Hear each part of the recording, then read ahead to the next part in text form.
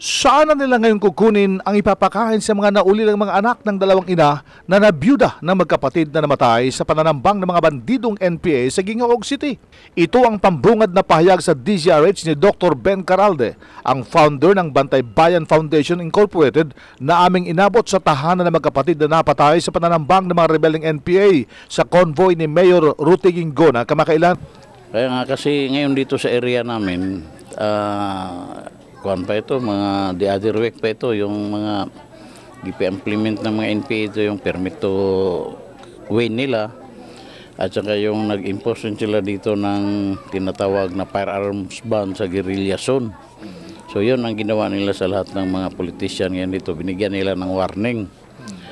So ito nga ang sitwasyon na siguro hindi nagbigay. So yan, eksampulan nila mismo, mayor pa mismo ng Gingoog. Nag-meeting na po kami lahat ng mga religious sector dito, lahat ng mga NGO, lahat ng mga peace-loving citizens sa Gingoog City na magkaroon kami ng prayer for peace rally. Yan ang ikuha natin dito sa Gingoog ngayon. Kasi ang appeal natin dito sa mga kilusan na sana ihinto na itong karahasan na ginagawa nila. Kasi itong isa, 5 anak. Itong isa, 4 na anak. So yan ang masaklap nito ngayon. Isa na ngayon wala ng breadwinner nila. So isa yan sa mga sinasabi natin na sana maunawaan rin ng mga revolutionaryong grupo na yung kanilang pinapatay ay may pamilya rin. Nakaburol ang labi ng magkapatid na nasawi sina Nestor Velasco, 39 years old, may 5 anak, at ang kuya nito si Bartolome, 43 years old, at may 3 anak sa kanilang tahanan sa lungsod ng Gingoog. Kasunod nito nanawagan si Dr. Ben Caralde, ang chairman ng Bantay Bayan, para sa isang malawakang prayer rally at hihilingin ipagdasal ang pagkakaroon ng kapayapaan at katiwasyan ng loob ng mga naiwan ng 2 biktima. Practically, itong isa medyo younger brother nito sa driver. So ito, sumasama lang ito doon sa ni Mayor, sa bali kanyang karaban. So itong isang driver, ito yung talagang matagal na kay Mayor na kuwan.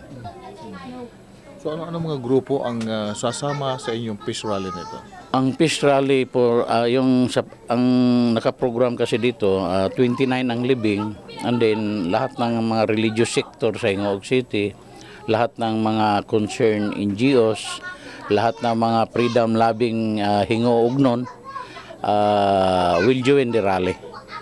And then ang appeal natin sa kanila na ang panahon ngayon ay hindi na talaga armas ang kailangan ngayon. In fact, sa ating military nga, nagkaroon na tayo ng Uplan Bayanihan, di ba? Ang Uplan Bayanihan, hindi naman armed struggle yan. Kasi nakita natin sa armed struggle, hindi yan ang solusyon. In fact nga, doon sa nakita natin na mismo ang Chief of Staff sa Armed Forces, ang ama inambos ng mga insurgents sa Mindanao. Pero in spite na father mismo niya ang nakuha ngayon, naggawa siya ng programa, yung Uplan Bayanihan na mag-involve sa lahat ng citizenry sa area, na sana iwaksi na yung tinatawag na armed struggle. So ito nga ngayon ang ginagawa namin ngayon dito sa Gingoog, na to encourage all the residents dito ngayon na with the program of the Armed Forces na Uplan Bayanihan, na masuportahan natin ito.